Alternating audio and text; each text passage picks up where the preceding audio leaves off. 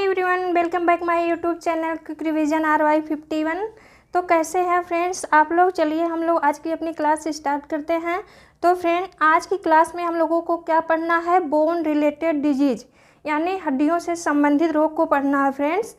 तो जैसा कि फ्रेंड आप लोग हम पिछली दो क्लास में क्या पढ़ चुके हैं, ह्यूमन स्केलेटल सिस्टम यानी मानव कंकाल तंत्र को पढ़ चुके हैं फ्रेंड्स, जिसमें हम लोगों ने हड्डियों के बारे में पढ़ा फ्रेंड्स। तो हड्डियां कितनी पाई जा रही थी, 206, जो कि 2 पार्ट में बटी हुई थी फ्रेंड्स। एक में था अक्षीय कंकाल तंत्र और दूसरा क्या था, उपांगीय कंकाल तंत्र। और फ्रेंड्स अक्षीय में कितनी आ रही थी, 80 बोन्स, और उपांगीय कितनी थी, 126, जो कि टोटल मिलाकर कितनी हो रही थी, 206। और फ्रेंड्स आप लोग ये भी जानते हैं कि बच्चों में टोटल कितनी हड्डियां होती हैं, 300 या 300 अधिक, जो कि बाद में जुड़ करके आपस में 206 हड्डियों में रूपांतरित हो जाती हैं। तो फ्रेंड इतना आप लोग पढ़ चुके हैं। इसके अलावा हम लोगों ने मानव कंकाल तंत्र में 2 बहुत ही इम्पॉर्टेंट कनेक्टिव टिश्यू पढ़ा था फ्रेंड्स, जो कि क्या थे, टेंडन और लिगामेंट। हम लोग जल्दी जल्दी से रिवाइज कर लेते हैं फ्रेंड। टेंडन और लिगामेंट। तो फ्रेंड्स टेंडन के बारे में आप लोगों ने क्या पढ़ा था फ्रेंड्स। टेंडन जो होता है उसको क्या बोलते हैं, कंडरा। हिंदी में क्या बोलते हैं फ्रेंड्स, कंडरा। तो इसकी क्या ट्रिक थी, BMT। ये किसको किसको जोड़ रही थी फ्रेंड्स, बोन टू मसल को, एक हड्डी को दूसरी मांसपेशी से, एक अस्थि को दूसरी उपास्थि से जोड़ रही थी फ्रेंड, कौन, टेंडन। और जो लिगामेंट थी ये क्या कर रही थी फ्रेंड्स, इसके लिए ट्रिक थी बबली। यहाँ एक बात से क्या है, बी से क्या है, बोन, दूसरे से क्या है, बोन, और ली से क्या है, LI से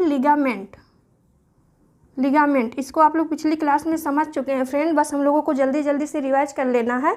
तो क्या है, बबली, बोन टू बोन को कौन जोड़ रहा था, लिगामेंट। इस तरीके से आप लोगों को भूलने का चांस बिल्कुल भी नहीं रहेगा फ्रेंड, ट्रिक से जब आप लोग याद करेंगे। तो चलिए हम लोग इतना समझ लिए। अब फ्रेंड्स हम लोगों को क्या पढ़ना है, बोन रिलेटेड डिजीज यानी अस्थियों में होने वाले रोग को। तो फ्रेंड्स अगर हम लोग अस्थियों में होने वाले रोग को पढ़ रहे हैं तो उसका कारण क्या क्या है, या फिर कैल्शियम है या फिर विटामिन डी है, स्पेशली विटामिन डी और कैल्शियम आयंस। तो फ्रेंड हम लोग विटामिन डी को भी जान लेते हैं कि क्या होता है विटामिन डी। विटामिन डी का केमिकल नेम क्या होता है, कैल्सीफेरॉल। विटामिन डी का केमिकल नेम क्या है, कैल्सीफेरॉल।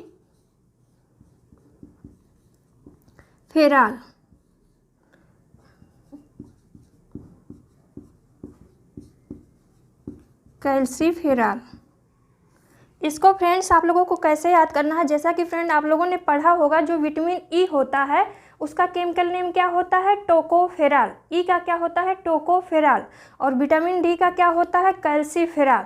तो डियर फ्रेंड अगर इन दोनों में आप लोगों को कन्फ्यूजन होता हो तो आप लोग ऐसे याद कर लीजिए, जब हम लोग अल्फ़ाबेट पढ़ते हैं फ्रेंड तो उसमें सी और डी का क्रम एक ही पास होता है ना, सी और डी।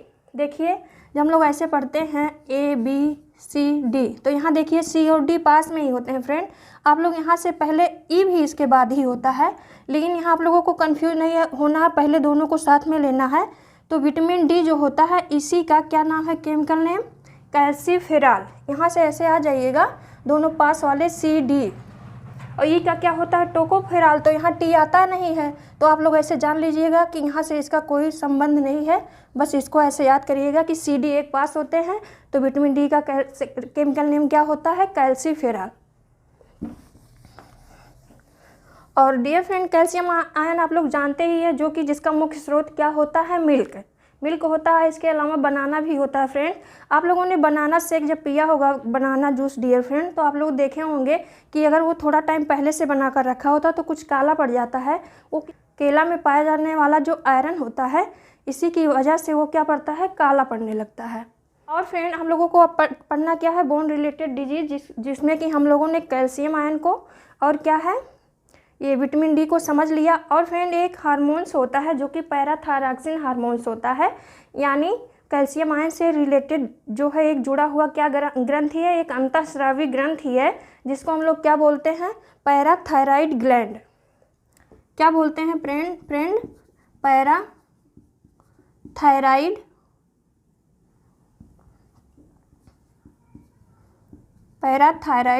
ग्रंथि। ये क्या है? एक अंतःस्रावी ग्रंथि है फ्रेंड। इससे एक पैराथायरॉक्सिन हार्मोन्स निकलता है।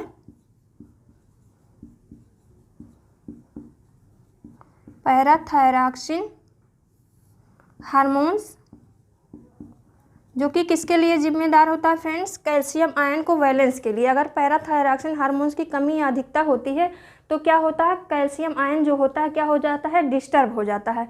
यानी अगर यहाँ पे ये पूछा जाए कैल्शियम आयंस के लिए रिस्पॉन्सिबल हार्मोन्स कौन सा है फ्रेंड्स, उत्तरदायी हार्मोन्स कौन सा है, ये एग्जाम में क्वेश्चन बनता है, तो कौन सा हार्मोन्स है? पैराथायरॉक्सिन हार्मोन्स, जो कि कहाँ से निकलता है फ्रेंड? पैराथायराइड ग्लैंड एक अंतःस्रावी ग्रंथि होती है। ग्रंथि तो मतलब अंतःस्रावी ग्रंथियाँ तो कई हैं फ्रेंड, उसको हम लोग कहाँ पढ़ेंगे? एंडोक्राइनोलॉजी में, जहाँ की क्या है? अंतःस्रावी ग्रंथियों जहाँ हैं एंडोक्राइनो सिस्टम में, वहाँ पे पढ़ेंगे। अभी यहाँ पे केवल पैराथायरॉक्सिन हार्मोन्स जो है उससे रिलेटेड पैराथायराइड ग्लैंड है उसको समझते हैं। तो इतना आप लोगों ने समझ लिया होगा फ्रेंड। अब हम लोग समझते हैं कि कौन कौन सी डिजीज़ हैं। एक है ऑस्टियोमलेशिया, दूसरा कौन सा है? रिकेट्स। तो फ्रेंड ऑस्टियोमलेशिया क्या है इसको आप लोग समझिए। यहाँ ऑस्टियो का मतलब ही होता है डियर फ्रेंड बोन। अगर कहीं भी आप लोगों को ऑस्टियो शब्द मिलता है फ्रेंड तो वहाँ समझ लीजिए कि बोन से रिलेटेड की ही बात की गई है। तो ये ऑस्टियोमलेशिया क्या होता है फ्रेंड? ये विटामिन डी की कमी से होने वाला रोग है, जो कि किस में होता है? यंग में। किस में होता है फ्रेंड? यंग्स में। और किसकी कमी से होता है? विटामिन डी की कमी से। और फ्रेंड इसी से जुड़ा हुआ देखिए यहाँ एक रिकेट्स डिजीज है, जो कि किस में होता है? बच्चों में। किस में होता है? बच्चों में। इसमें क्या होता है फ्रेंड्स? जो हड्डियाँ होती हैं कमज़ोर पड़ने लगती हैं और टेढ़ी मेढ़ी हो जाती हैं, और ये बच्चों में ही होता है, स्पेशली बच्चों में होता है फ्रेंड्स। तो क्या होता है? ये भी विटामिन डी की कमी से होता है। और फ्रेंड्स यहाँ पे क्या होता है? हड्डियाँ जो होती हैं क्या हो जाती हैं? कमज़ोर पड़ने लगती हैं। और ये जो होता है फ्रेंड क्या होता है? विटामिन डी की कमी से होता है। किस में होता है? यंग यानी वयस्क में होता है। और क्या होता है इसमें फ्रेंड? जो होता है क्या? हड्डियाँ जो होती हैं इसमें भी कमज़ोर पड़ने लगती हैं। और स्पेशली ये डियर फ्रेंड कब होता है? ये रीढ़ की हड्डियों पर ज़्यादा प्रभाव डालता है। जो रीढ़ की हड्डियाँ होती हैं, बैकबोन होती हैं, वो कैसी होने लगती हैं? ऐसे घुमावदार होने लगती हैं इसकी कमी से, इस डिजीज में, ऑस्टियोमलेशिया में। और दूसरी डिजीज क्या है dear friend? Knock knee disease. एक है नॉक नी, एक है बो लेग्स। ये दोनों ही एग्जाम में पूछे जाते हैं फ्रेंड। जो नॉक नी डिजीज होती है ये किसकी वजह से होती है? विटामिन डी की कमी से ये भी होता है, नॉक नी डिजीज। इसको आप लोग कैसे समझेंगे फ्रेंड? ये जो हम लोगों का क्या होता है? घुटना, जहाँ की पटेला बोन्स पाई जाती है। आप लोगों ने स्केलेटल सिस्टम में पढ़ा है कि घुटने में कौन सी बोन पाई जाती है? ऐसे जो कटोरी के जैसा होता है उसको हम लोग क्या बोलते हैं? पटेला बोन। वहाँ पे ये होता है फ्रेंड। इसमें क्या होता है? जो घुटने होते हैं फ्रेंड, मान लीजिए ये घुटना है, ऐसे क्या होता है? ये ऐसे घुटने आ करके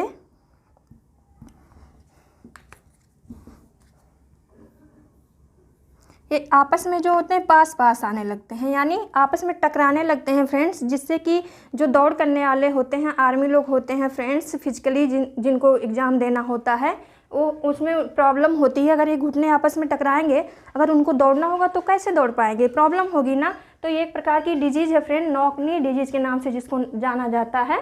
नॉक नी ये किसकी वजह से होता है? विटामिन डी की कमी से। इसमें क्या होता है? घुटने आपस में टकराने लगते हैं, पास पास काफ़ी आ जाते हैं। और डियर फ्रेंड अब हम लोग क्या समझते हैं? बो लेग्स। बो लेग्स क्या होता है फ्रेंड? इसमें जो हमारे लेग्स होते हैं कैसे हो जाते हैं? धनुषाकार। बो मीन्स होता ही है डियर फ्रेंड धनुष, तो ये कैसे हो जाते हैं? धनुषाकार। ये भी किसकी वजह से होता है? विटामिन डी की कमी से। इसमें क्या होता है फ्रेंड? ये जो होते हैं ऐसे बोन्स जो होते हैं, ये मान लीजिए फीमर हड्डी जो कि पैर में पाई जाती है फ्रेंड। इसमें क्या होता है? ये जो घुटने होते हैं दूर दूर होने लगते हैं फ्रेंड। इसमें बो लेग्स डिजीज में घुटने कैसे होते हैं? ये जो पैर है ऐसे होने लगता है थोड़ा, और ये घुटने जो होते हैं दूर दूर हो जाते हैं, यानी ऐसे फैलाउट ऐसे होंगे, ऐसे ऐसे तिरछाकार, तो ये क्या होता है, घुटने जो होते हैं दूर दूर होने लगते हैं। ये भी एक डिजीज हुई बो लेग्स के नाम से जिसको जाना जाता है। ये भी किसकी वजह से होता है, विटामिन डी की कमी से। इसके अलावा फ्रेंड्स एक डिजीज होती है ऑस्टियोपोरोसिस। ऑस्टियो से आप लोग तो समझते ही हैं कि बोन से रिलेटेड बीमारी की बात की जा रही है, तो इसको हम लोग कैसे लिखेंगे, ऑस्टियोपोरोसिस। यहाँ डियर फ्रेंड ऑस्टियो का मतलब ही हुआ बोन्स और पोरोसिस का मतलब होता है पोर्स जैसा हो जाना, यानी छिद्रित हो जाना, छिद्र युक्त हो जाना। इसमें फ्रेंड क्या होता है, जो हड्डियाँ होती हैं यानी कैल्शियम आयंस की कमी से क्या हो जाता है, ये स्पेशली कैल्शियम आयन की वजह से है फ्रेंड्स। ये सारी डिजीज जो थी क्या थी, विटामिन डी की कमी से हो रही थी, और ये क्या है, कैल्शियम आयंस की कमी से। इसमें क्या होता है फ्रेंड, जो हमारी हड्डियां होती हैं क्या होने लगती हैं, छिद्रित यानी पोरस होने लगती हैं, तो जिससे कारण हड्डियों के बीच की सघनता कम होने लगती है, तो वो कमज़ोर पड़ने लगेंगी, तो उसमें टूटने का डियर फ्रेंड, ब्रेक होने का चांसेस बहुत ज़्यादा बढ़ जाता है, जिस रोग को हम लोग किस नाम से जानते हैं, ऑस्टियोपोरोसिस। मान लीजिए ये एक बोन है फ्रेंड,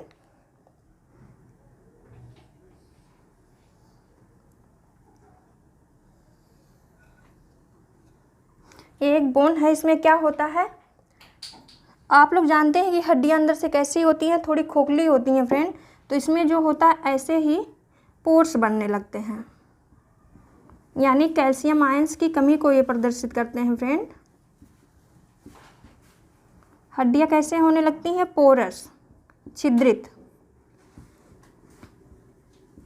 जिससे हड्डियों के बीच की जो डेंसिटी होती है फ्रेंड, घनत्व कम होने लगता है। ये किसकी वजह से होता है, कैल्शियम आयंस की कमी से। और कैल्शियम आयन से संबंधित ग्रंथि कौन सी है डियर फ्रेंड, अंतःस्रावी ग्रंथि कौन सी है, पैराथायराइड ग्रंथि, पैराथायराइड ग्रंथि।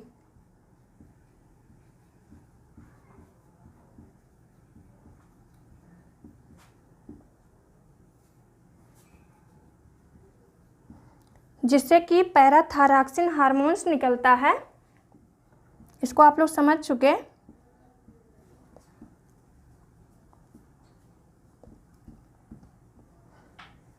पैराथायरॉक्सिन हार्मोन्स जो कि कैल्शियम आयंस के लिए उत्तरदायी होता है फ्रेंड्स, तो इतना आप लोगों ने समझ लिया होगा। और ह्यूमन स्केलेटल सिस्टम जो क्या थी, बोन्स जितनी सारी थी, हम लोग उसको पहले की क्लास में ही समझ चुके हैं, पिछली 2 क्लास में। तो फ्रेंड इसको इससे ज़्यादा तो बोन से रिलेटेड कोई भी बीमारी जो है नहीं एग्जाम में आती हैं, यही जो है क्या है, इम्पॉर्टेंट है। और विटामिन डी जो होता है डियर फ्रेंड, इसको सनशाइन विटामिन के नाम से भी जाना जाता है, यानी धूप की विटामिन के नाम से भी जाना जाता है। क्यों जाना जाता है फ्रेंड, क्योंकि जब हम लोग सनलाइट के संपर्क में आते हैं, वो भी ये नहीं है कि आप किसी भी टाइम जो है सनलाइट में जाएं फ्रेंड, वो सुबह का टाइम जो होता है, यानी लालिमा जैसी धूप जब होती है, अगर हम लोग उस धूप में जाते हैं तो क्या होता है, जो हम लोगों के शरीर में डियर फ्रेंड फैट है, वो जब धूप के संपर्क में आता है, सनलाइट के संपर्क में आता है, तो क्या करता है, ये विटामिन डी का फॉर्मेशन स्वतः करने लगता है। हम लोगों की बॉडी जो होती है फ्रेंड, धूप के संपर्क में आते ही फैट की वजह से विटामिन डी का फॉर्मेशन स्वतः होने लगता है। इसीलिए सबसे अच्छा विटामिन डी का स्रोत क्या होता है, सनलाइट, जो कि फ्री में भी मिलता है फ्रेंड। तो उसको क्या होता है, फ्री में कोई चीज़ मिल रही है तो उसका तो वैसे भी लाभ उठाना ही चाहिए लोगों को। फिर भी क्या होता है, लोग सुबह सुबह के टाइम में सोते ही रहते हैं, फ्री की चीज़ को इकट्ठा नहीं करते हैं, और बाद में जब क्या होता है, विटामिन डी की कमी होती है, कैल्शियम आयंस की कमी होती है, तो क्या करते हैं, दवा पे डिपेंड होने लगते हैं, मेडिकल खोजने लगते हैं। तो डियर फ्रेंड आप लोग अच्छे से समझ पाए होंगे। इसके अलावा फ्रेंड अगर एक क्लास को अगर आप लोगों को अच्छी लगती हो तो हमारे चैनल को सब्सक्राइब कर लीजिए, बेल आइकन को भी प्रेस कर लीजिए, जिससे हमारी हर वीडियो का नोटिफिकेशन आप लोगों को मिल सके फ्रेंड। और अगर वीडियो अच्छी लगती हो तो अपने फ्रेंड्स में भी शेयर कर दिया करिए, जिससे कि वो लोग भी इस वीडियो का लाभ ले सकें फ्रेंड। तो चलिए आज की क्लास बस इतना ही। तो डियर फ्रेंड बाय।